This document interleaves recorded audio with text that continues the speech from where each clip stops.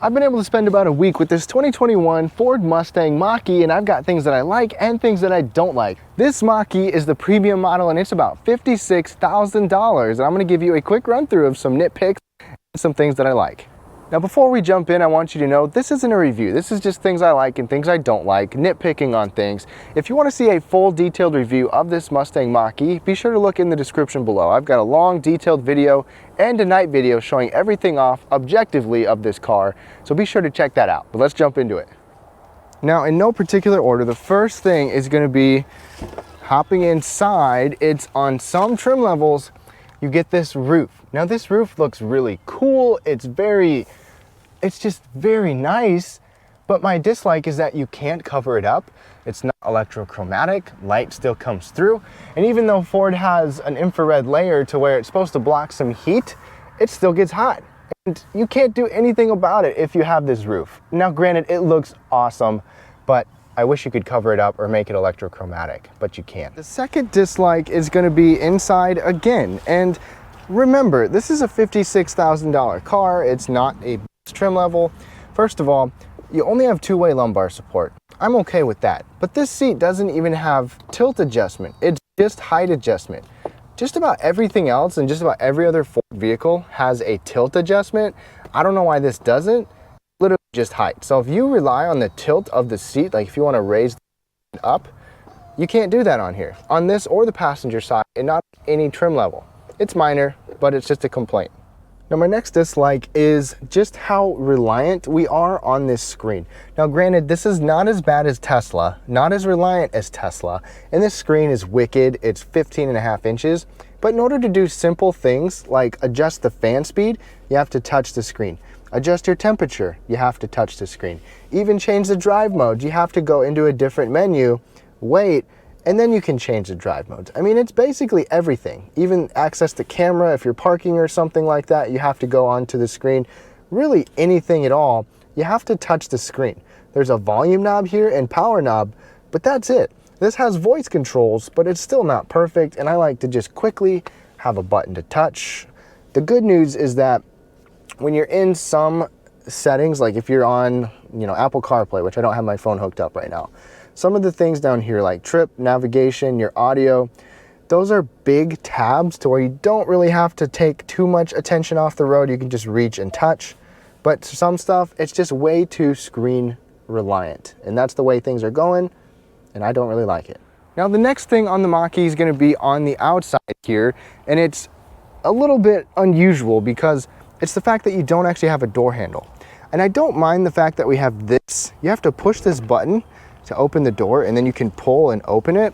And same with the back door. This doesn't even have a handle. You just push it, and then there's a little rubber liner back here, which is nice to have that, but that's all electronic. I really worry that that might fail, or it's gonna be expensive if something quits working when you don't have a mechanical door handle. I get it, this is supposed to be efficient and cut through the wind, and door handles just don't do that, but I really wish we had a real door handle.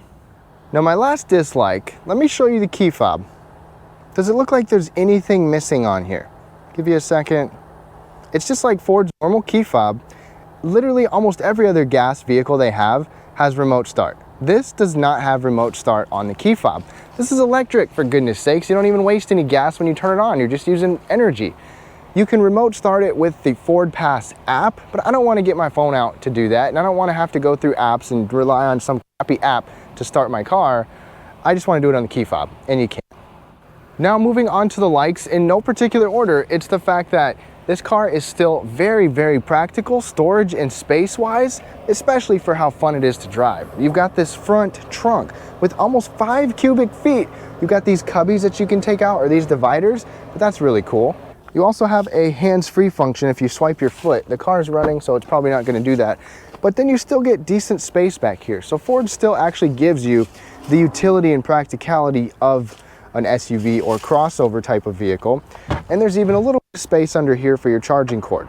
It's still family friendly and spacious too back here. I can fit my car seat, my wife back here. Space overall is good. And that's not all. It's definitely practical in here too. You've got this floating armrest where you can slide stuff in there. You've got this little cover.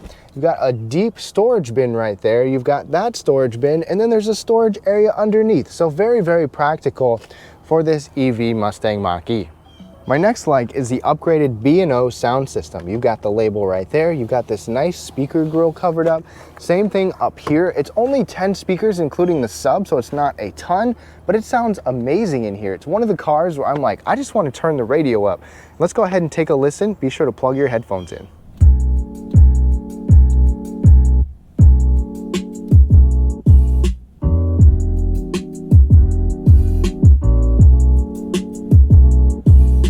And by the way, if you want to know what that's all about, check out my full review. My next like is that you get a lot of tech even on the lowest trim. This 15.5-inch screen, which is kind of like just showing off type of screen, is even on the base model. That screen's even on the base model. You can even get memory settings for your seats. A wireless charging pad and wireless Apple CarPlay are even on the base model. Ford gives you a full suite of Ford Copilot 360, including radar cruise control, a lane centering system, pre-collision, even blind spot, and all of that stuff. All the things that you might think you'd have to pay extra for, you can get all of those on the base model.